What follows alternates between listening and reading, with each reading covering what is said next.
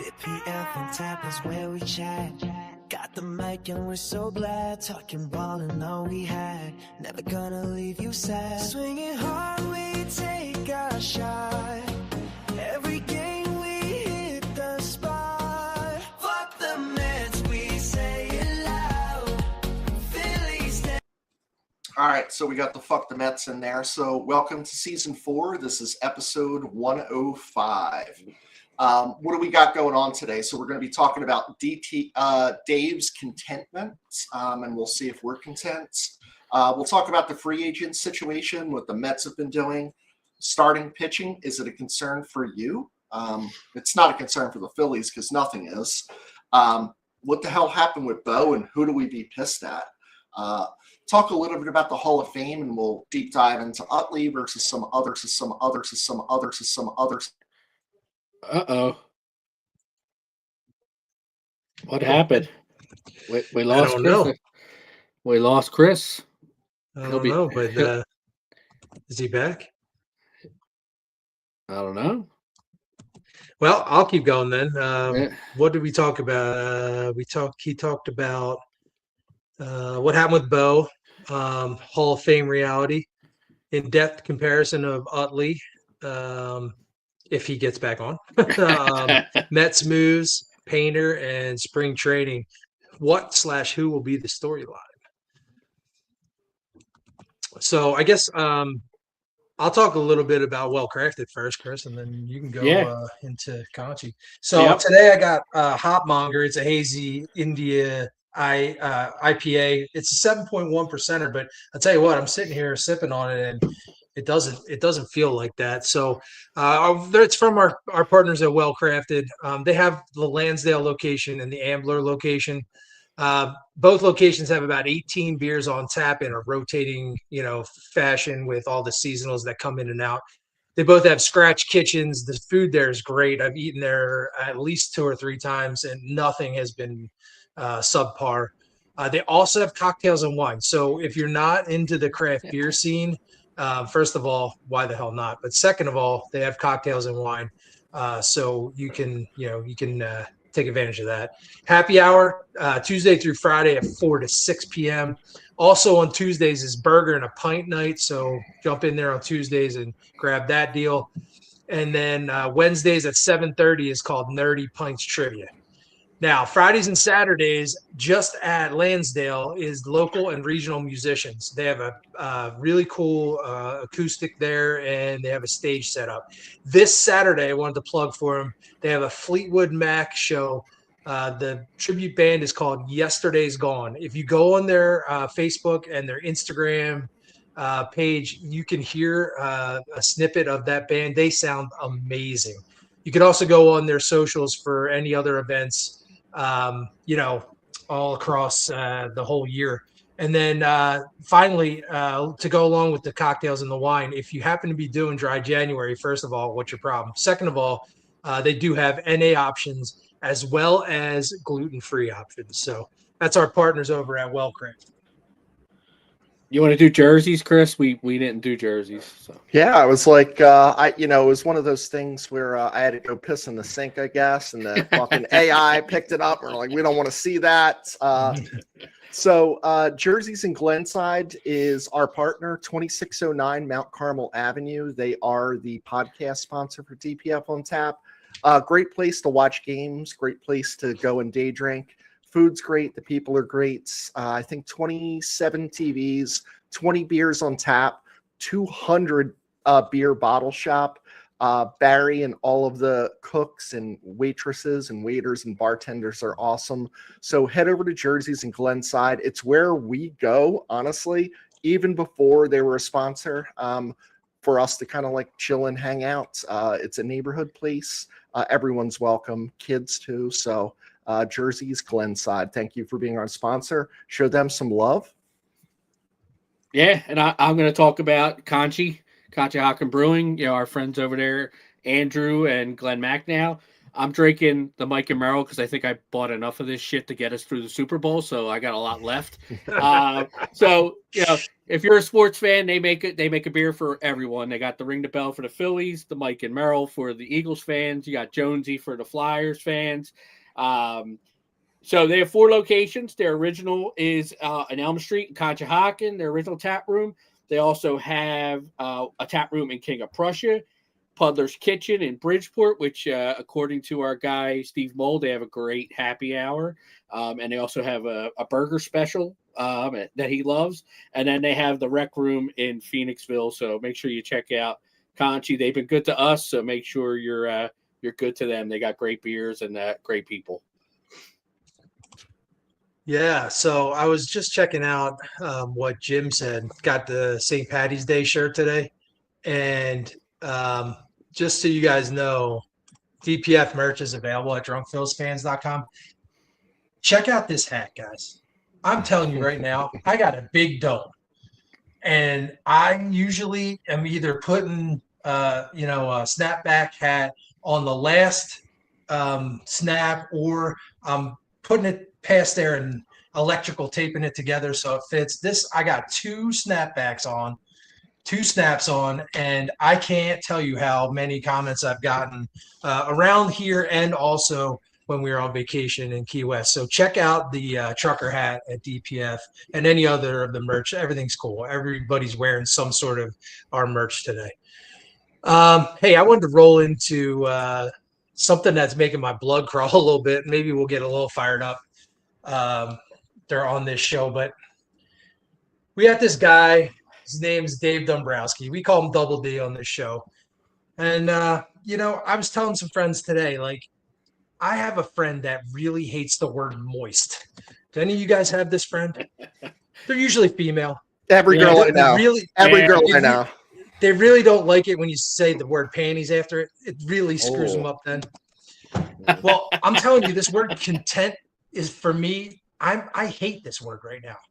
And so I don't understand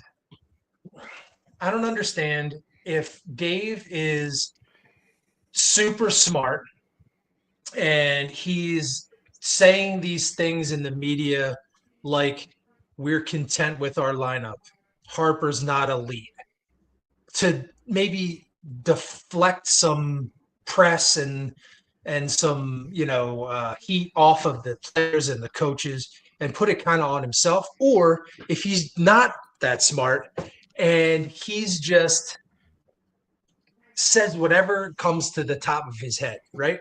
And he doesn't think about it, and he doesn't understand the pulse of the fan base. And that when you say something like that to a group of passionate fans, that he's going to get this backlash. And so I just kind of wanted to throw that out there and talk it out and see what you guys had to think about it. I mean, you just want to say, this isn't Detroit, asshole. This isn't middle America where they're like, hey, we're just happy to be here. He's been in Boston. He has to know this. Yeah. He really does have to know this. It's an embarrassment. That word is, just one of those words, again, you just don't say. Is he doing this shit on purpose? Is he trying to get fired? We've done this before, right? You go to a job and you're like, fuck you to your boss, and you try to get But what's he content with? That's the question. Like, are you content with being good enough, not being good enough? Like, because that's what they are right now. They're good enough not to be good enough. They're good enough to be a playoff team. They're good enough to win a division. But they're not good enough to win a World Series, which is the ultimate goal and should always be the ultimate goal. And, back in 22, when they made that run, that was a shock. Nobody expected the Phillies to make that run. I mean, they fired Girardi early in that season. They were under 500 when they made that move. And then they got hot. And they got hot at the right time in the playoffs.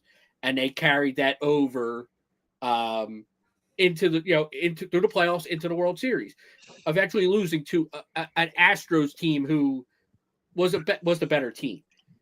He wasn't content then because they went out the next season and they got Trey Turner. They thought they had a hole they needed to improve, so he went out and got Trey Turner. They make it to the NLCS to fall in 7 games, and the moves have kind of stopped since then.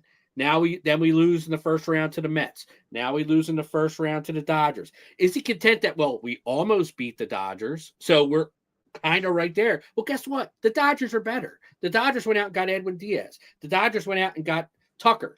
The Dodgers team today is better than the team that walked off the field beating you guys in October. And your team is not as good. Your team is less than what you are in October. So what the fuck are you content with? What are you content with? I don't get it. I don't understand. The word pisses me off because fans are not content. Fans are not content with just making the playoffs anymore. We were in 22 because we hadn't been there in 11 years. We made the playoffs. This is great. Keep making the playoffs and keep failing. You're becoming the Atlanta Braves. Yeah, I'm not content with that. I'm not content with that. The Dodgers won the 2 World Series in a row, and they're still improving their team. We're losing first round playoffs, and we're getting worse. To your point, Chris, we didn't win a World Series yet. At least the Braves won one World Series, right? Eventually. Yeah, right. They won one, but 19 straight years or something like that. They won the division and won World Series. The Phillies are happy, like, hey, you know what? Opening day, we're going to hand out the NL East flag. Congratulations, guys. Yeah. We did it. Mm-hmm. Yeah. But it's like that would have been great in 22 to win the division in 22 when you hadn't won it in all these years. But to have these repeated failures. Now, obviously, I don't want to go back to those years where they weren't good and we weren't making the playoffs. I enjoy being in the playoffs, but I want to fucking win. I want to fucking win, you know? And it's no, you know, it's a tough thing to win the World Series. I'm not saying they should just be the World Series champions. They got to play well at the right time. But we've seen this offense fail time and time again in the playoffs, and they've done nothing to improve it, you know? And for Topper, on top of the content line from Dombrowski, Topper comes out with, well, we've changed 25% of our roster. Disgusting. I mean, other than the one reliever that they brought in from the Cubs, who's going to be the setup guy, the other two guys he mentioned, Keller, besides Keller, the other two guys, they could be sitting in my basement with me right now, and I wouldn't know who they were. I had to look them up hard because I'm talking about them in a little bit. So, like, are you telling me that they're going to be an improvement over Strom? And I don't know that they're going to be better. I would hope that they are, because they're obviously, the Phillies are relying on these guys now. I love watching documentaries, and specifically, like, there's a lot of cults out there, like NXIVM and all these weird cults, and I'm like, the Phillies are starting to sound like that, because, like, Topper's like, you know, we changed it up. We're not running it back. We got a 20% difference. We got Otto Kemp in the play. We got a guy in center field that we don't know if can play or at the major league level, but we're gonna try it. Jake says he can handle center field, so good luck.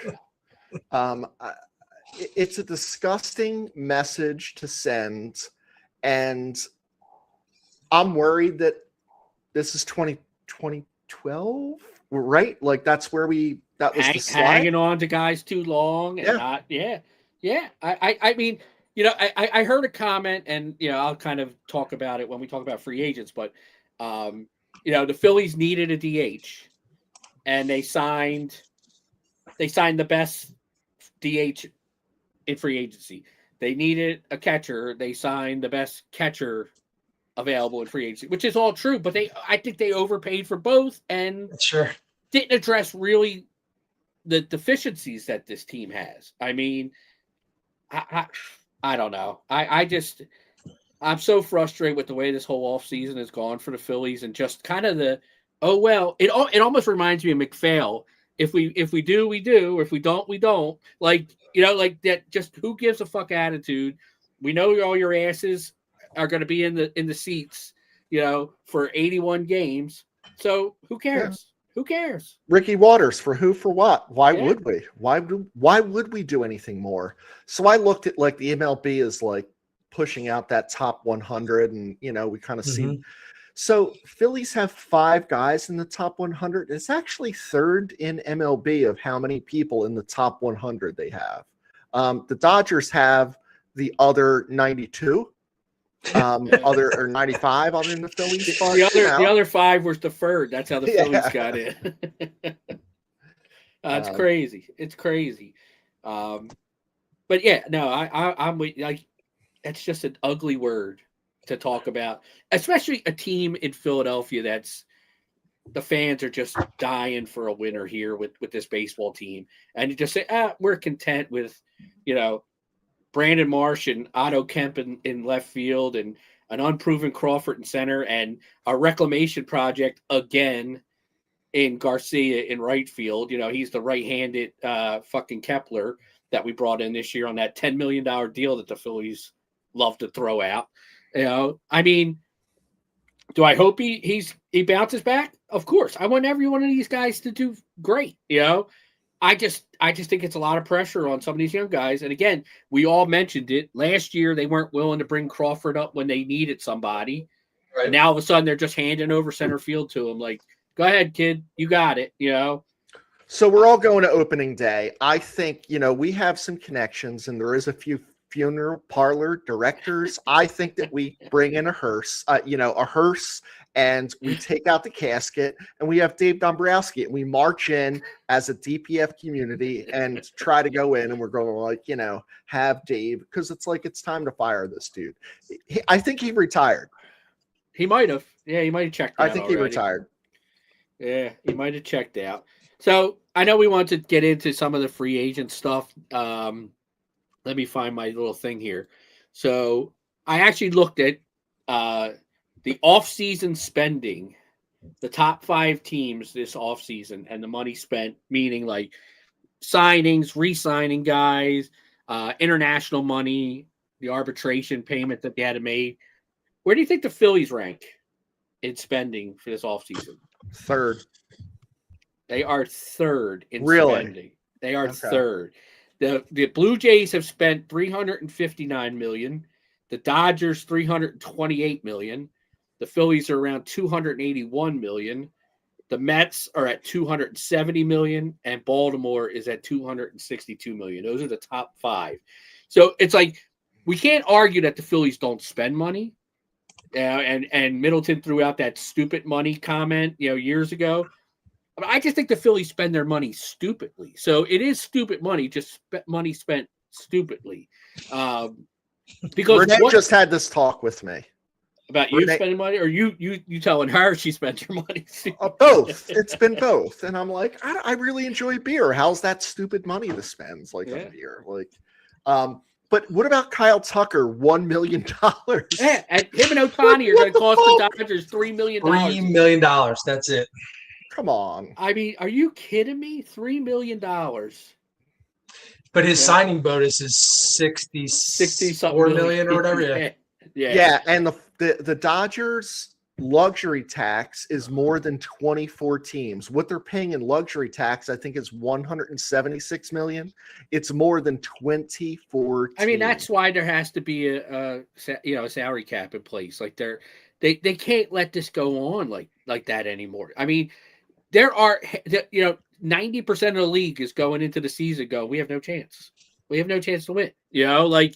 What does that do to the other fan bases? Like, why would you buy season tickets to a team? Like, maybe I'd go once in a while, just a nice night out. It's going to be sunny and 75. Let's go to the ballpark and have a few beers and watch a game. But even that, it's not cheap to just do that for fun. If your team doesn't have a chance, it just doesn't make any sense. Jesus Christ, we got Chris from the Philly podcast, like a guy on fucking Broad and Pattison. Got any extras? Jesus Christ, we're trying to run a fucking podcast here, Chris. Anyone got any extras? Contact Chris, please. So let me where's my other thing? So I want to just go through some of the remaining free agents. The Phillies are content, so they're not really worried about signing any of these guys. But I kind of think like one of the biggest, and just thinking of the Phillies' needs, we've all talked about trying to improve third base or the middle infield or something like that. I'm looking at the free agents that are out there. There's really no middle infielders that are jumping out at me. I mean, they have Arise listed as a first baseman because that's where he's played. They do, yeah. I mean, I think he only played 12 games at second base last year and like 41 the year before. So he's listed as a first baseman. Third base, I mean, we talked about Bo possibly coming here and playing third base or second base. Eugenio Suarez is still out there as a free agent. You know, I know he doesn't have the best batting average, but the guy's got power. You know, last year he had a shit. Once he got traded to Seattle, he kind of had a shit year, but once he got traded, but the total only hit 228, but he had 49 home runs, 118 RBIs. His 162 game averages are 246 average, 32 home runs, 94 RBIs.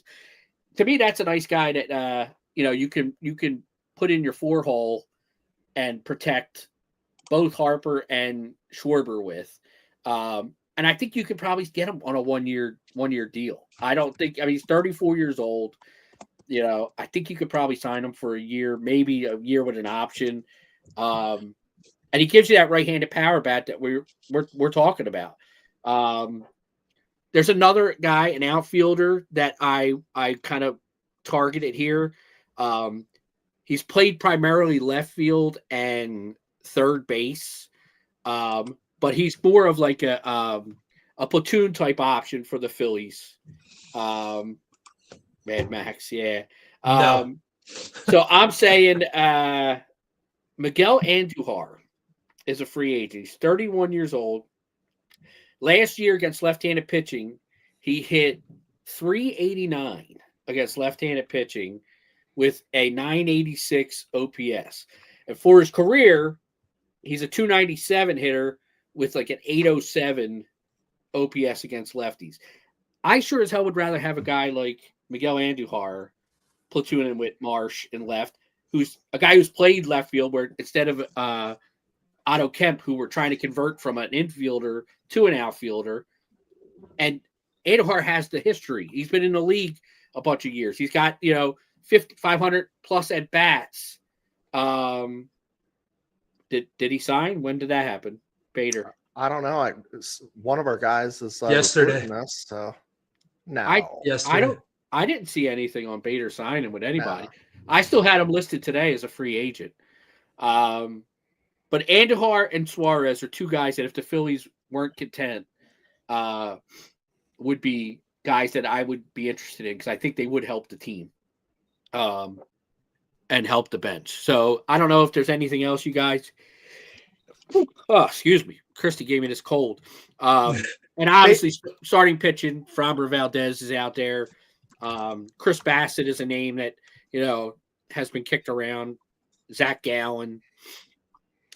Bader didn't sign with anyone as far as I saw. So unless we can get some legitimate on that, don't trust us posting on while we're on the podcast because it wasn't us. Yeah, I didn't see it. I mean, Bader, people have a lot of love for Bader. I don't hate Bader. I thought he gave us a jump, but he's a career 247 hitter. There's a reason why the guy's bounced around as much as he did. Last year is by far the best season he's ever had in the major leagues. Maybe it's a good fit, him with the Phillies here. I don't know if you can count on that same production again, just because historically that hasn't been the guy that he is. Yeah. But he would be an improvement over everything we have right now in the outfield. I mean, if he's cheap, people seem to love him in half shirts, so bring him in. See that, and that's the thing. Like, people fall in love with these guys for other reasons than baseball reasons, and not that my mom's the greatest baseball mind in the world, but they signed JT. He's so cute. I love that JT's still here. And I'm like, Mom, he's 35, and they sold him for, they signed him for 3 years. Like, he's a 35-year-old catcher. That's what your father said. He catches a lot, and I'm like, yeah, it's great. Everybody loves him. Everybody loves Marsh's beard. Everybody loves that they pour water on each other. But what the fuck? Win games. I love guys that win, and that's what I want. I want winners. And Bader's kind of brought a little life to this team last year, and I wouldn't mind seeing him back. But he's looking to cash in now because he had a career year, so he's looking for a multi-year deal, and I don't know if he's going to get it from anybody. So if the Phillies can get him on the cheap, as spring training approaches, I'd be all for that. Yeah, I'm in on that too. With outfield's set and Dave's content, so I don't think we're going to do anything. Yeah, I mean, we're just talking to talk now, but yeah. I wanted to switch over and talk about starting pitching, but free agents are going to come into this too, because when we look at our starting pitching, and then I heard that Andujar was available, and I'm like, Joaquin Andujar is making a comeback? And I'm like, he'd be a great number 3, because right now our number 3, I fucking hate his guts. I hate our number 3's guts, and we have no idea what's going to happen because I think Joaquin Andujar's birth certificate says he's 36 years old, so it should be good. And that was he was definitely 17 when he was pitching for 20 years. And we wouldn't worry about anybody. We never have to complain about him throwing at anybody, because that guy would throw at you. Yeah. He threw at more people than me. Yeah. I loved him for that. Starting pitching was our strong suit last year. It probably won us, I don't know, X amount of games over the 95 that we won. But when you start looking at Wheeler, is he coming back? We're not hearing much. The Phillies aren't always forthcoming with that. This guy had thoracic outlet. It was not the bad thoracic outlet. There's one where they take out your one of your ribs, and there's another one where they take out one of your ribs. So it wasn't the bad one. And there's a lockout next year. So this is it for Zach. So is he back in May? Is he back in June? Is he back the way he was? Is he back half the way he was? Because clearly he was the best pitcher. Probably would have won the Cy Young, I think, or been close to it with Skeens. So when you look at, you're going left with Sanchez, because he's your number 1. This is opening day starter, Sanchez. Everyone agree on that? Yes. No doubt. No doubt. And then Luzardo, he's had a great season, but he's had some bad games in those bad season. But I trust him enough to okay, he's not a number 2, but he is right now. But then you go Nola, Walker, Painter. What the fuck are we going to do? Yeah. That's a fucking nightmare scenario. So when you say these Chris Bassett's and Zach Gallen's out there, I don't know. You're in a little bit of trouble right now. I want to get a guy in here, whether it's Chris Bassett or Zach Gallen, that whatever their name was before, that's what their name was here. Ranger Suarez was here for fucking 7 years, and he goes to Boston. And he's like, my name's Rangel. And I'm like, you could have told any of us that. You act like you didn't speak English for fucking 10 years here. So what the fuck are you doing? So Chris Bassett, he can come here. Zach Gallen. I think they sound very French. I'd be interested in that, because at what point we're counting on Painter? This dude got roped in AAA, and maybe he looks good in the cage. I heard down in Florida right now. He looks pretty good. To who? To our hitters? Yeah. No hitters. Exactly. He just looks good. Yeah. He's blowing away Crawford right now in the in his bullpen sessions. Yeah. It's unbelievable. I kind of like Bassett, because I think Bassett's a guy that can be a swing. So he could start. I think you can use him out of the bullpen. He's a veteran guy. I don't think he's a guy that has to be a starter or has to be in the bullpen. I think he can play that role. And I'd sure as hell rather have him doing that than Walker. And Matt asked this question. I'm like, I don't know. 3 weeks ago, 2 weeks ago, 5 days ago, I was like, fuck that dude. But now I'm like, I don't know. Maybe that's necessary. Yeah. What do you think? Speaking of our number 3 and your guy there, Chris.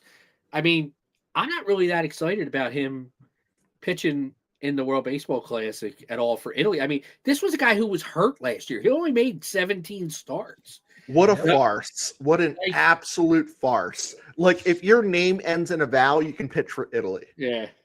Yeah. Oh. And I'm not even worried about that. I'm just worried about How about the team that's paying you goddamn $37 million a year that you stay healthy and pitch for that team rather than Italy? You know, like, I mean, who cares? Who cares? Yeah. Well, let's give some props to the guys that said no, right? So Yeah. Duran is like, fuck that. I'm here for, you know, what I'm doing. And then there was another guy that was asked that said no. Who's another Phillies guy that was asked to play somewhere and he said no? I don't know. It wasn't Turner, you know, because obviously. No, it was not. I don't mind. I don't care about the hitters playing, you know, at so much. Like, but the pitching is what I worry about. You know, that's when they're supposed to be ramping up in the you know, in the spring training. They're supposed to be ramping up their arm, and they throw an inning here and inning there. Now you're getting thrown into games where they're trying to win and actually get guys out and not work on shit like they do, you know, in those Clearwater outings or the side outings that they throw. Now, no one's going to come in competitive situations in fucking February. You know, I'm not a big fan of that. No, especially even though it's against Czechia. How the fuck did they get in? Luzardo said no. Oh, that's who it was. Yeah, because I was like, he's like, and Lazard is smart. He's like, I'm going to be a free agent. I'm not fucking anything up here because this is my money. First of all, that and he pitched more innings than he's ever pitched last year, and he was coming off an injury. So Yeah. I'm not a big fan. You know, I get, like, to me, I don't get Nola representing Italy. Like, if he was asked to play on Team USA, I get that. Like, this is your home country. This is where you were born. This is where you're from. And so I do get guys wanting to play for their country. It's an honor to, you know, to do that. So it would be hard to say no to that. But to play for Italy, like, that doesn't make sense to me. You know, like that's like if Ireland called me and said, "Hey, Chris, we need you to come play for Ireland." Well, that's the thing. Like, at what point are we going to stop this? Like, wherever you were born or your parents were born, that's it. Like, Nola's parents were born here. Nola was born here. That's it. You're either USA or sitting your ass, you know, watching it like us. Yeah. I think Sig is in the smallest bar in the world in Key West and also on our podcast. So welcome, Sig, and happy birthday. Yeah. I mean, that's all I got on the free agents. I mean, like I said, the Phillies aren't going to do shit. I just threw out a couple names that I thought would be interesting tonight, and we'll watch them sign somewhere else. And, yeah, because we're content. We're content. So we're content. It's a lot of fun. Yeah. Yep. So, and I guess we talked about the starting pitching concerns that you have, Chris, and you know, and I agree, and I you know, so let's go to like last week's news, Bo Bichette, and what the hell happened with Bo Bichette. So you know, I do believe that the Phillies, their interest was real. I think the Phillies were committed, and they really wanted to try and bring Bo Bichette here.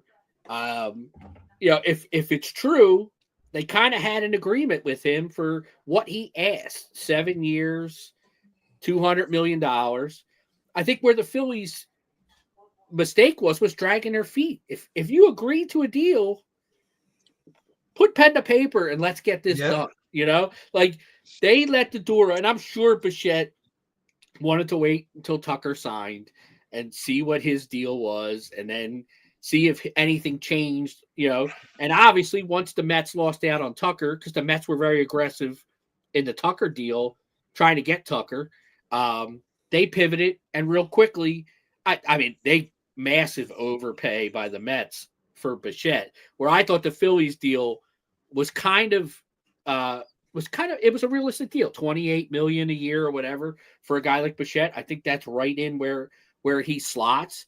But I think the biggest thing is, and I think it's more of a Phillies philosophy that they're going to have to change. And maybe it's Dombrowski being around for a million years and an old school guy.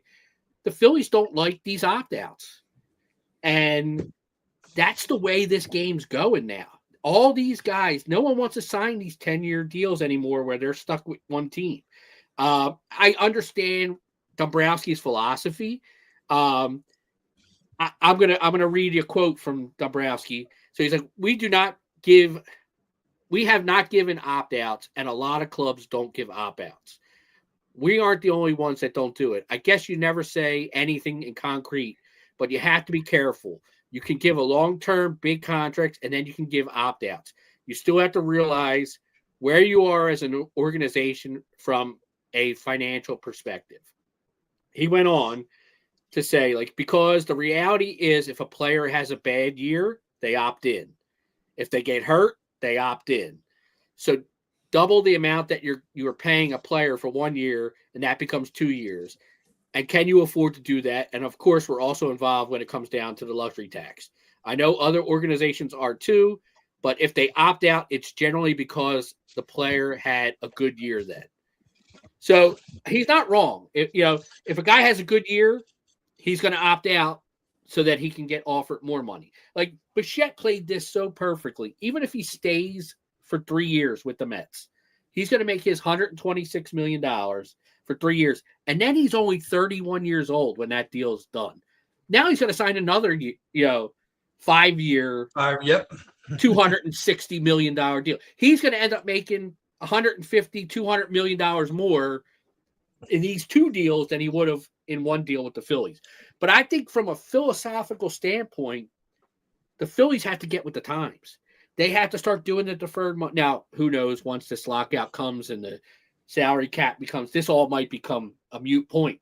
But if things stay the way they are, the Phillies need to get into the deferrals. They need to get into these opt-out years. They need to negotiate the way the game's played today and not negotiate like when Dabrowski was back with the Tigers 20 years ago. They need to get with the times because these big-time players don't want to be somewhere for 10 years anymore. They want to maximize their dollar. And if you really want them, you got to play the game. You got to play the opt-out game with them and hope that it works out in your favor because they'll never get a big-name guy if they're not willing to play this because this is where, like, Tucker's got opt-outs. Bichette got the opt-outs, I just think that's the way it's going. When we talked about these opt-outs, I think that if it goes one way, it should be mutual. So, I think that they grossly overpaid by Bichette, and we're going to find out, because what is he, the second or third highest paid player in baseball now? He's probably the third, I think. Is he going to be the third best player in baseball? I think that, if you want to do the opt-out, there should be an opt-out clause because the opt-out's only on one way. So if Bichette shits the bed, the Mets, and he doesn't want to leave, the Mets owe him $42 million. Right? Yeah. So it has to be two ways. And it's what's the incentive? Well, Bo, you are supposed to be in the top 2% of baseball. And maybe that's too lofty. And you say, well, you got to be in the top 20%, or we have the option of opting you out and nullifying your contract. So maybe that's an option. But the other thing is, guys, when this lockout happens, it's happening, right? What happens with these opt-outs? Are they bullshit? Are they a contract still? Does everything change? I don't know. I mean, or is there a grace period where now you have to get your team under the cap by 2030 or something like that? Then it's what year? 2040? The fucking Dodgers will be 2070. It doesn't matter. Let me address this real quick. So I saw an amazing interview with Bo Bichette.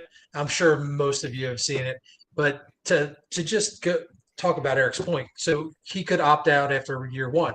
Yes. And not only can he do that, he had no idea how to answer the question when the reporter asked him. So should we consider this a 1-year deal? Did you guys see this? Yeah. So John Heyman asked him that, and he just kind of looks at his agent and was like, you fucking handle this, because that's exactly what he's thinking. It's a 1 year $42 million deal. Yeah. And then I'm going to fucking test free agency again.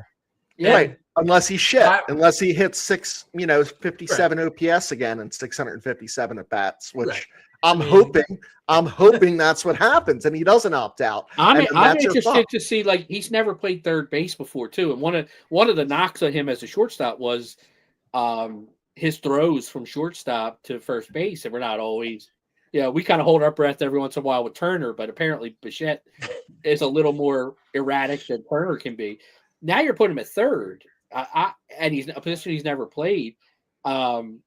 I mean, my thought was if he came to the Phillies, it would have been second base. Like they would have put him at I second. think you're right. And move Stott to third, or move Yeah. Stott, or move or trade Stott or whatever. or move Bohm, Or you can't trade Bohm clearly, so you probably would have traded Stott, right? Yeah. Well, I wonder why we can't trade any of our people, because they're like, we really don't like him that much. We've shopped them the last 3 seasons, talk shit about them, and I wonder why you can't do that. Yeah. I mean, I'm interested to see, because I see Boise's comment on here too. Like he's right. The Mets are signing guys, but there's like 4 guys playing. This guy never played first. He's the first baseman. Bichette's never played third. He's the third baseman. I mean, they're moving guys all over the infield to try and make this thing work. So it'll be interesting. Their defense could be a bit of a shit show. And they got a left fielder that's never played. They're counting on this Benji or Bengi. I don't know how to fuck to say names now after Ranger. I'm like right here. Bungay. I just want to mention, so Eric does Breweries Boys podcast. So thanks for chiming in, Eric. I really appreciate you listening in. We enjoy your page. Yeah, I mean, so I think the Mets are going to be a work in progress even with all these signings, because these guys are literally going to be learning their positions on the fly. I will say really quick. So yes, we're content and we're mad about it, and they've made a ton of moves, but that's because they're chasing us, right? They want our position. We currently are the National League East champions. They want that role, and I get it. So while I don't like running it back, especially on offense, to Eric's point, I didn't realize, like now thinking about it, they do have 4 guys playing out of position. So. Yeah.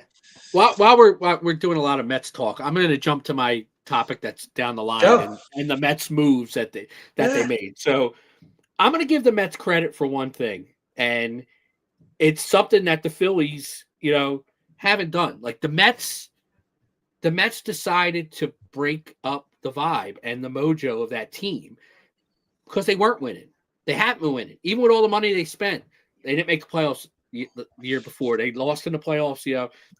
They're in and out of playoffs. They're doing this and that. So at the beginning of the year, if you were a Mets fan, beginning of the offseason, you were like, what the hell are we doing? I mean, Pete Alonso, gone.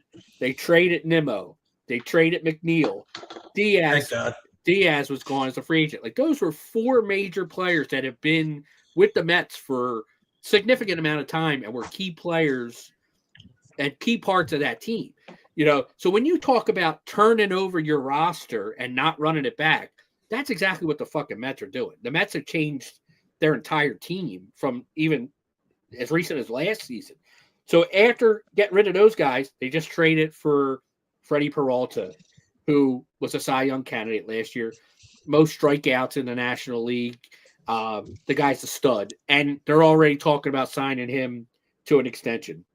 They came in and they swiped Bichette from the Phillies, a 300 hitter, top middle of the lineup type guy, good contact hitter. They went out Luis Robert, okay, not maybe low average, but a guy who has the potential to hit a lot of home runs, a lot of power, and a pretty decent center fielder. Gets hurt a lot. We'll see what happens. They got an older guy in Simeon in the Nimmo trade. He'll be playing second base. And then they got 2 relievers. They got Devin Williams, who was great with the Brewers, struggled last year with the Yankees. Who knows if he bounces back? He was really good with Milwaukee. We'll see what you get. And then they signed Luke Weaver, another Yankee, that they brought over. So they added 2 bullpen pieces, a couple infielders, and a starting pitcher and a center fielder. So they made some good moves. They've turned their roster over. Like they said, this isn't working. They aren't content with where their team was, so they went out and they changed their team. And I don't think they're done. I think this Cohen is a money spender. I keep seeing Framber Valdez out there. I'm like, that guy's going to end up on the Mets. He's going to end up on the Mets. They need starting pitching. He's going to end up on the Mets. Yeah. But I just think the Mets are going to, grab some of these guys that are still out there, some of these top free agents. And, I think that's just the way it is. It's just, So, Chris, I think there's a situation that, like, you know, all of those points are great, but like the beauty of it for them is like there's a momentum. It's less than a month going into spring training. There's this thought of like positivity there. And at the beginning, when we saw those guys leaving, we were like, ha ha ha ha, fuck the Mets and all of this. And now we're like, shit, fuck us. Yeah. Fuck us. Yeah. Yeah. I mean, I don't know if at the end of the day, if the Mets, how improved they are. But they're different. They're going to definitely be different, you know. And getting a guy like Peralta is, you know, that's a big deal, you know. But it also talks about the state of baseball. Like the Brewers were a 97-win team last year, and they just traded their number one guy because they're not going to be able to pay him. Is it any interest that the Mets will like pawn off white players and they will get Hispanic or black players? I mean, you hear all that shit about Lindor being, you know, one of those kind of guys that's tough in the locker room and guys that get along with him. So maybe they are catering to Lindor a little bit. And that's what I mean. You know, it's like, you know, a lot of Hispanic speaking the same language because like now I'm like, is the whole team like Jorge Polanco, Simeon, Lindor? I don't know. Bichette, is he Venezuelan? I guess he is. He played with, you know, with Guerrero enough, but Luis Robert, Soto, we kind of know Alvarez behind. So like Peralta, I don't know. Yeah. You know, we've always said like Phillies have been the country club. Like, are the Mets are like, fuck it, we're gonna get guys that like played baseball with a fucking rolled up rag for 10 years of their life. Yeah. Where our guys were going to like, you know, we're going to academies to do like these hard throws and have like spin rates and shit. Yeah, I hate to give the Mets credit for anything, but I do give them credit for saying, hey, what we're doing and the guys we have, it's not working. So let's shit can some of these guys. I mean, Alonso was their career, you know, the Mets franchise leader in home runs, and they didn't even make him an offer. You know, they let him walk. Without really even engaging in any kind of negotiation with them. So it'll be interesting. You know, I don't know. Like I said, if they get more pitching, that's going to be the change. Like that, if they can add more pitching, that changes the dynamic for the Mets. Yeah, and Fromber, you know, is going to do that thing where he's like grabbing his hair with the special the glove inside the glove or whatever. Yeah, changes cleats every couple of innings. I worry about that, and I worry about we've signed a 35-year-old catcher. Is he gonna like talk to Max and Alvy and try and find some sort of PED that doesn't work? Magic potion. I want to switch tactics a little bit and talk about the Hall of Fame inductions and, you know, overall kind of what has changed, and specifically for me, like letting Beltran in, who's a known cheater, but was he steroid cheater or not? But he's a known cheater on a cheating team. And I'm like, you know, there's at points where like I'm thinking someone like Steve Carlton, he obviously went into Philly. He played for the Cardinals a little bit, played for like a bunch of junk teams for a little bit after. Yeah, the Twins, the Indians, I think. But like you look at Beltran, you're like, is this dude's going in as a Royal, I think? Yeah, I saw Astro maybe because he won a World Series. The Astros. I don't know. Yeah, so like that's the thing. It's like this guy's played for 7 teams, and I'm like, oh my god, like it's absolutely crazy. And you know, the reality of it is to me, like, why are you voting for someone one year and then not voting in them the next? Like, why does it take someone 10 years to get in? It's either you're in or you're out.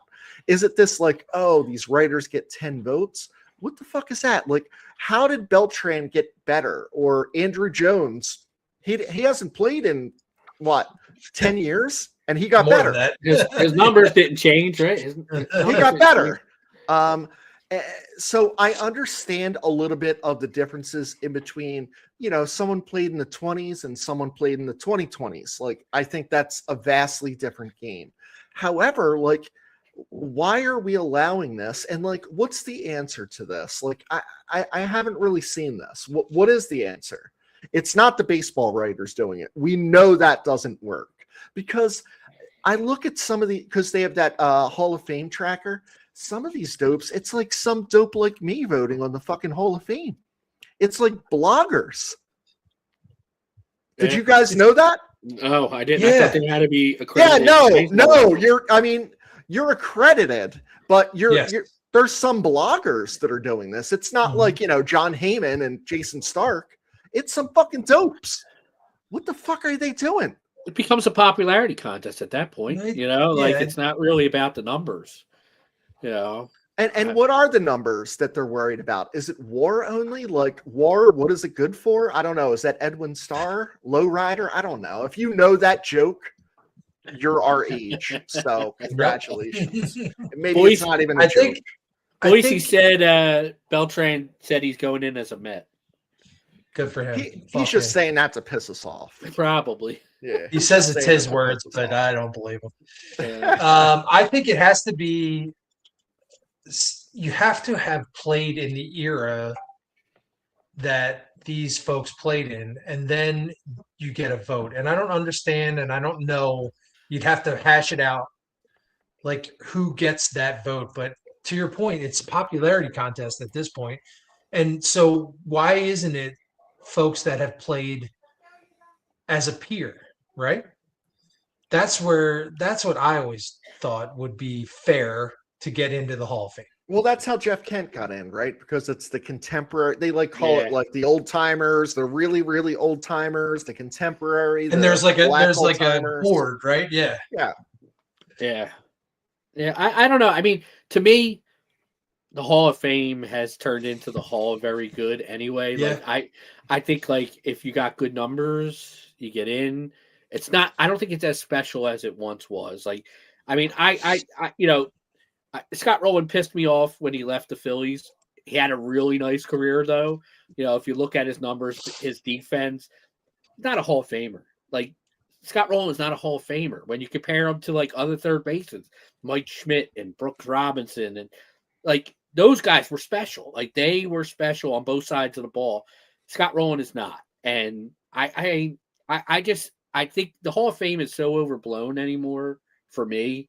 And the guys that are getting in, like, it just doesn't, So what's your criteria? What should be the criteria to get in Hall of Fame? And this is like perfect for me to roll in my Utley. So guys, I'm asking that. What should be the criteria? Like, regardless, is it, and I mean it not in terms of like, oh, they should have 3,000 hits and 500 home runs. That's an automatic to me. Yeah. To me, that's an auto. But like, is it what you did for the game? During the game? Is it what you did after the game? Or is it strictly the numbers that you did during the game as long as you weren't caught cheating? To me, it's got to be one of those three. I think hold on. Boyce has asked me if the stream died. Did we lose Facebook? No, it's probably because he's clicking on those Pornhub links. Yeah. I think you have to be one of the best players at your position in your era. I think there should be some sort of measurement, against the guys, like Chase Utley should be against the second baseman in that era. Was he one of the best players to play in his 10 years or whatever at that position? And so is it that his entire career, or is it in his I think it's a career 5-year span? It's a career. I think it's a career award. Because I've heard both arguments. I mean, I think Utley at one point was the best second baseman in baseball, probably for about 4 or 5 years. I mean, his numbers were outrageous. 30 home runs, 100 RBIs. I mean, his numbers were great. He didn't have the longevity though. Oh. So I don't think Utley's a Hall of Famer as good as he was. The Hall of Very Good. Chase Utley's one of my first guys I put in there. So let me talk about Chase Utley's numbers and transition into this. So, and I'm not going to do the advanced numbers. I'm just going to talk about like these numbers that I think that are important to me. And I'm guessing like they're not to the writers today, or maybe they are. So he had 1,000. They're saying they lost the feed. Eric just said it too. Yes. Yeah. It just came up on my screen too. This man. I'll work on it in the background. Go ahead. It's an issue on Facebook. It is. So for me, one of the things that like I'm looking at is like, let's look at Chase Utley's numbers. So this is, 1,885 hits, 259 home runs, 275 batting average, 1,103 runs, and 1025 RBIs and 154 stolen bases. So, 275 average, 1,800 hits. Now, I'm going to talk about, contemporaries. Well, second baseman. What if there was a player that was hitting, let's say 311 and only had 1,500 hits? As far as home runs, 137, RBIs, 734. Are they deserving of the Hall of Fame? I'm assuming they're in, based on what you're saying. Yeah. Is this like a modern day or? No, it's not. It's not a modern day guy, but like this is the totality of his stats. Like he had, 1,518 hits, which, Utley had more. Utley had more RBIs. Utley had more runs. Utley had almost more everything than this guy, except for his average was 40 points lower than this guy. So who's it, Joe Morgan? No, this is Jackie Robinson. Oh, wow. And I went and looked and I'm like, does this guy deserve to be in the Hall of Fame based on his numbers? Not based on what he did for baseball and all of that. But there's other circumstances when it comes to. And that's why I'm like, I don't know. But then, so I looked at Tony Lazzeri, who's also in. He does have more hits than Utley because he has 1,800. He hit 292. And I'm just like, I don't know. Like, does that make sense to you? And Jeff Kent, this dude, like, it took forever to this guy to get in. He has 2,500 hits almost, hit 290, hit 377 home runs, and they're going to vote Utley in. Yeah. So I just wonder, and there's some of these guys, and I'll kind of name the names and kind of point out some of the numbers. Like Joe Gordon, no idea who this is. 1,530 hits, hit 268. Like he's in. I think there was at some point there was like the Yankees were just like, Phil Rizzuto's in. Yeah, he's in, and he's another one. He's the next one. I would mention it short, but like Lazzeri, and I'm like, you look at Ryan Sandberg, and like this dude's numbers are monstrous. Red Shanedean's monstrous. Joe Morgan monstrous. Guys that we've known, but then you look at Johnny Evers and like this dude was horrendous, like absolutely not deserving. But like, I don't know, you look back and they're like, I guess we got to let someone in, or we're going to put Tinkers and Evers and Chance in because it was a cool nursery school rhyme. I think that like when you talk about older players, like the game's different. Like back then, middle infielders weren't hitters. They were give a solid defense and hit 250 and, we'll be all right, with that. And I think so. But by the time Utley came, second baseman now were guys that you expected to produce. Like you went from a game where if we had five guys in the lineup that could hit, like catchers, remember catchers used to always be light hitters, it was play good defense, shortstops, second baseman, center fielders. You weren't so concerned about their offense back in the day. You were more concerned about playing solid defense up the middle. The game has totally changed where now you want offense throughout the lineup, and every position. To the point where they sacrifice defense in a lot of cases. We look at contemporary numbers, and it's like Roberto Alomar has 1,000 more hits than Utley. Biggio, 1,500 more hits than Utley. And, so it's like, it's a very difficult thing for me to understand. And this is outside of, does Jimmy Rollins deserve it? And people are like, oh, well, because Chase played for LA. And does Chase being like the MLB emissary to bring the game to London and Britain have anything to do with it? I don't think that hurts him. Yeah. I think there's a lot of campaigning behind the scenes. I mean, what Jake said too, like he's a real person. He said "fuck" on live TV. People love that too, man. Yeah, it's And he remembered. hustled. I mean, he hustled. Like the optics for Chase Utley are very good. I mean, you never saw Chase Utley not hustle. You know, you knew if he wasn't happy about what was going on in the game. You know, he was pissed off. He wore his emotions on his sleeve. He was a gamer. Like Chase Utley was the ultimate gamer. And I think that bodes well. Like when people talk about Chase Utley, that's what you remember. You remember his uniform's always dirty. You know, his elbows were scratched from diving for balls, and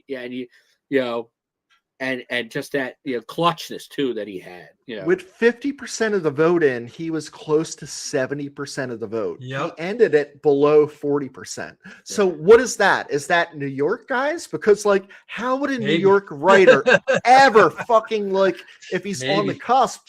Fuck Chase Utley. Fuck the Phillies. He broke Tejada's leg in the playoffs. Right. Yeah. So like, and he owned that. He said, he owned that. He said, hey, I slid into him as hard as I slide into everything. And anytime I didn't mean to break his leg, but I did definitely slide in hard. And he owned that shit. He owns it to this day. Yep. I just think that, there needs to be a revamping in the Hall of Fame, and Chase Utley, to me, he's not worthy of the Hall of Fame. I feel like when I went to the Hall of Fame as a young kid, as like, 84 and 85, I'm like, this place is like filled with legends. And I didn't know that Joe, Tinkers, Evers, or Chance was there. But you kind of hear the DiMaggios and the Roos and the Cobbs. And I'm like, now you're like, I don't know, fucking Lou Whitaker or, some of these other edge cases. And while I do think Jeff Kent should be in, I really don't think that Chase Utley should be in. And I would vote Jimmy Rollins in before I'd vote Chase Utley personally. I don't think either one of them are Hall of Famers. Like, I think when you look at that Phillies team back then, Jimmy Rollins was the straw that stirred the drink. Like, I think that team went where Jimmy took them. But if you look at Jimmy's numbers, like, he's like a 264 career hitter. Like he I mean, I don't know. I always thought he was a better defender than Jeter. I thought Rollins' glove was the best part of his game. I thought he was a really, really good shortstop. So he's the number one rated shortstop in fielding percentage in the history of baseball. Yeah, his glove is out of this world. He was that good. But his bat was basically league average for most of his career. His speed made up for a lot of things, and he always had that label though of kind of being a little bit of a dog. Is this war based then? Because Chase Utley's war is in the 60s and Rollins is in the 47s. Is this? I'm sure that helps. It's got to be, right? Yeah, I'm sure that helps. I don't think either one of them get in. Yeah, I mean, I think the real shame is Ryan Howard getting hurt, because I think Ryan Howard had the potential to be a Hall of Famer with his power and him getting hurt how he did and kind of cutting his career short. I think he was the one guy from that team I thought that really had a shot. Like, these guys are all excellent baseball players. If I was starting a team today and I had to pick Jimmy Rollins and Chase Utley as my shortstop and second baseman, I'd do it, 99 out of 100 times. I'd pick both of them. Very good baseball players. Let's put our foot, like a line in the sands. You can only pick one of them. Who are you picking? Before we move on, I'm picking Chase Utley if I am. I just think his dominant years were more dominant than Jimmy's.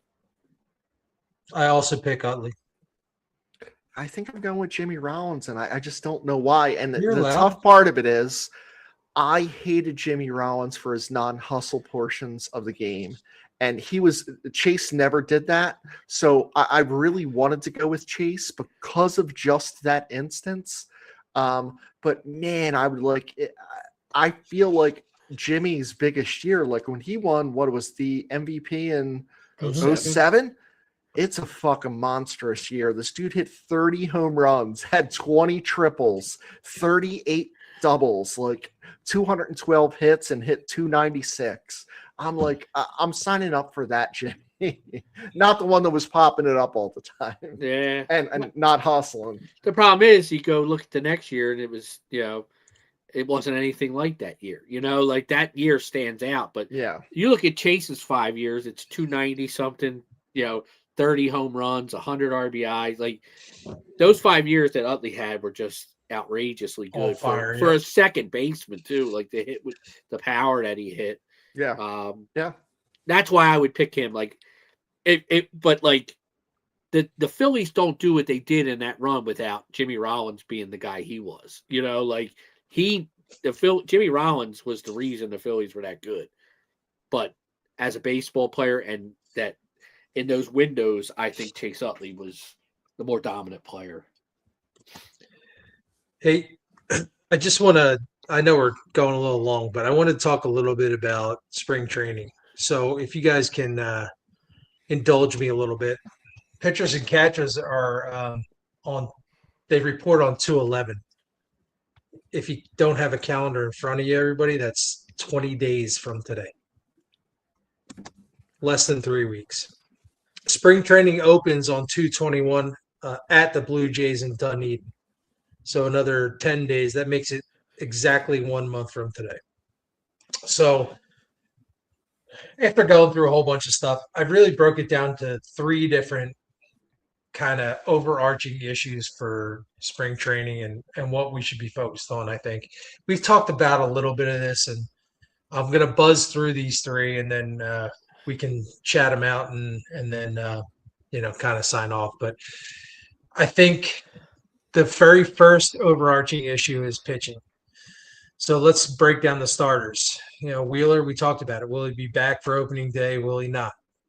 Can Sanchez sustain how he did last year, his amazing year, after pitching more innings than ever, and possibly pitching in the World Baseball Classic? He's just waiting on the Phillies to approve him to go to the World Baseball Classic. Will Luzardo have a more consistent year rather than an up and down year? We talked about that a little bit. He had some great times and some great streaks in 2025, and he had some not so great streaks. This one here is for Steve Mold. How many meatballs will Nola give up? Will Walker give a consistent 4 or 5 spot in the rotation effort similar to 2025, or will he revert back to previous year struggles? And then finally, will Painter become a contributing major league starter or struggle like he did in AAA last year? So if you move into, from the starters to the pen, will new additions like Keller, we talked about, Backus and Bolin, and possibly these 2 Chance and Current, who have chances to make the opening day roster, bolster the likes of, Alvarado, Banks, Kerkering, and Duran. And how this is one thing that I'm wondering after reading a whole bunch of things over the last few months. How will the trade of Matt Strahm affect the bullpen chemistry? He was kind of a guy that kind of poked at it, like, hey, maybe we're not doing the right thing, and he ended up getting traded. So how does that end up affecting that pen? So that's kind of my first overarching issue is pitching staff. Second one is, can the offense become more consistent? We're basically Mike, you're wanting us to remember what the first point was, so we should talk about that now. You want to do the first point? Go ahead. Yeah, I'm just I think that those middle relievers are going to be important more than ever now, and I'm kind of talking about the middle guys, because 3, 4, and 5 we've already said what are you going to get? That that's going to be 3 to 5 innings, the best you're going to get out of these guys, right? So what do you do there? Max Lazar is pitching like Mike Marshall in 74, 100 innings. Right. That's why I think they need a swing guy. I think a guy like Bassett that can maybe give you, 3 innings out of the bullpen and come back 4 days later and give you another 1 or 2. Have the starter mentality out of the bullpen type guy. Or he's your 5, and a guy like Walker, who's done the bullpen thing, is that swing guy. I don't know. I mean, obviously, I have I have high hopes for Painter. That I hope he is the guy that we've been hearing about since. We all do. Well, what's Plan B? Is it Seth Johnson?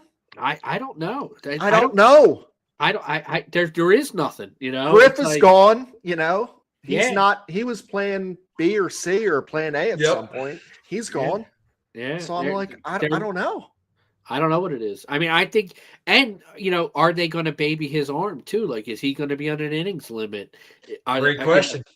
You 3 know? years later. Yeah, like, you know, they obviously babied him last year. You know, he didn't pitch, you know, deep into games, and you know, he had good velocity last year, but obviously he got hit around too. I think I was looking at something like 108. You know, he had like his whip was like 1.5. You know, so it was a lot of hits. He gives up like almost 10 hits per 9 innings. You know, so he was getting hit a lot last year. Maybe it was something like, I'm just going to throw fastballs. I don't know what they were doing with him, you know. You know, but we've heard about this kid. He was untouchable. They wouldn't trade him. They wouldn't do all this. So it's put up or shut up time now. They need him to step up and fill a spot that, you know, in this rotation. Joey Gallo is you know, available because he switched to pitching. I don't know if you heard that, guys. You know, strikes out a lot, can strike out people a lot. So Interesting. Yeah. Rodolfo Castro, D has his eye on, and Josh Harrison. So I have a lot of questions about the bullpen. I think Keller's going to be fine. I think Keller's going to be a nice addition to the back end. But Strahm threw every day, man. Strahm was a guy that took the ball a lot for the Phillies, and that's going to be a lot of innings to fill in, you know. So it'll be interesting. You know, the offense. You know, well, you're going to go into the offense now, so. Yeah, let me just bust through it. You can, yeah. So, can the offense become more consistent? I think we're all frustrated with the ups and downs. Since we're running the offense back, plus Garcia, we have to talk about what we think the lineup might be, and we have already talked about what the lineup might be, what it should be if Bo Bichette was in. Now, if he's out. All that said, can Garcia regain some of his, you know, 21 to 23 efficiency and his power? He has not done that the last couple of years. A lot of comments on Crawford, but can he contribute? Will Marsh and Kemp be enough to fill out the outfield? By the way, Nick Castellanos still on the 40-man roster. Will he be DFA'd or back to compete for some sort of role in this team? Will an aging Real Muto aspire to hit some of those contract incentives? I don't know if you guys have dived into that, but I kind of went down a rabbit hole. You know, he can make that $45 million into $60 million if he wins a Silver Slugger, a Gold Glove, if he's in the top 10 in MVPs. He has all these incentives that give him more and more relevance, really. If he produces, then he makes more money. Can he, you know, elevate his game in 2026? And then, you know, can Harper become elite again? Clearly, he's not elite, according to Double D. You know, can he do that and be the leader that he was brought in to be? And this is his 9th season coming up, if I remember right. So that's point number 2 out of 3. Thoughts?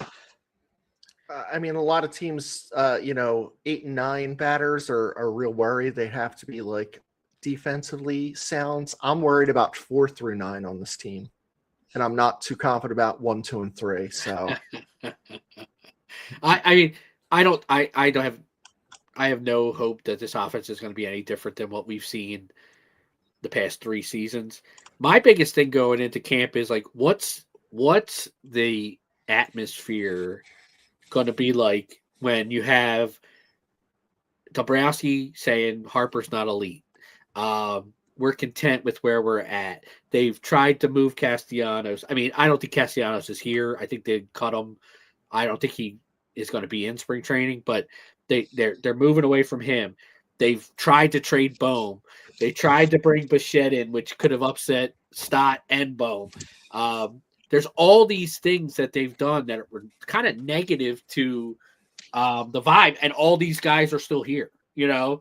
So, like, is the vibe around this team going to be one of negativity? Is it going to be if we have any say about it? Well, yeah, but I think there's going to be tension. I think there's going to be, you know, like, you guys don't want me here, and you didn't want this, and you wanted to trade for this guy, you want to sign this guy, and Yeah, I mean, they're all making their money, but I think there has to be some hurt feelings on a lot of guys' parts with the way that the Phillies have handled and approached this offseason and the publicness of a lot of what has gone on this offseason, kind of flying in guys' faces, like, oh, we're going to get Bichette. He'll either play second, he'll play third. Oh, well, I play second, I play third for the Phillies. And where am I going? What's going to happen to me? Oh, you couldn't get him, so now I'm your guy again, kind of attitude, I hope the not I hope the not elite thing fires up Bryce and we get an hair on fire type Bryce. But I mean, I think the Phillies, I was really hoping they'd go a different route. I love Schwarber, but I was hoping they would let him walk because I think Bryce's best year since he's been with the Phillies was when he was a full-time DH, and all he had to do was focus on hitting. So I thought there were other moves the Phillies could have made. I mean, Alonso got the same deal that Schwarber got. You could have signed Alonso, and Harper could have been the full-time DH, or you could have split DH between Harper and Alonso. And I think the Phillies offseason has been a fucking train wreck, and I think that's going to carry over into the attitude. Choosing comfort over discontent is not the way to go, and I think we've been asking for this for years, and that's where we are. Yeah, it rolls right into point 3. Will the fans forgive an early exit from the playoffs just a few short months ago? Will hot start in March and April and re-energize the bank and bring the home field advantage back that many opponents fear, or will any form of offensive lull or pitching ineptitude send us into a spiral that we're calling for Topper's head? That's my third point. So kind of what you guys were just talking about. Yeah. They could win 100 games, and I'm still concerned about the playoffs, honestly. It's all about October. And it's not even about winning a World Series for me. It's about showing up. Like, if you go out there and you they don't strike out like fucking 500 times like they do every other playoff. Put the ball in play, make things happen, and you just get beat. Like, the other team's just better than you. I'm okay with that. But I think the last 3 years, the Phillies, they haven't given themselves a real chance. They haven't hit the ball at all. Their lineup's been non-existent once October comes, and I can't watch another October of that. I just can't.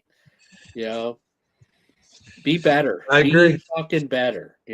Totally. Let's end it with Donna. So Donna says that they got to get on their big boy uniform and make moves and not cry. I love that, Donna. Donna, way to go. Atta girl, Donna. Guys, this has been a blast. I think we should wrap it up. And I think in 2 weeks we're going to be back, and then we're going to start going back to weekly. So we're going to be in your homes even more than we are now. So thanks for sticking with us, and fuck the Mets, fuck Bo Bichette, fuck Dave Dombrowski. This whole fuck thing could go long. So fuck Joe Carter. Yeah. Good night, everyone. Thank you. Fuck the word content. Yeah.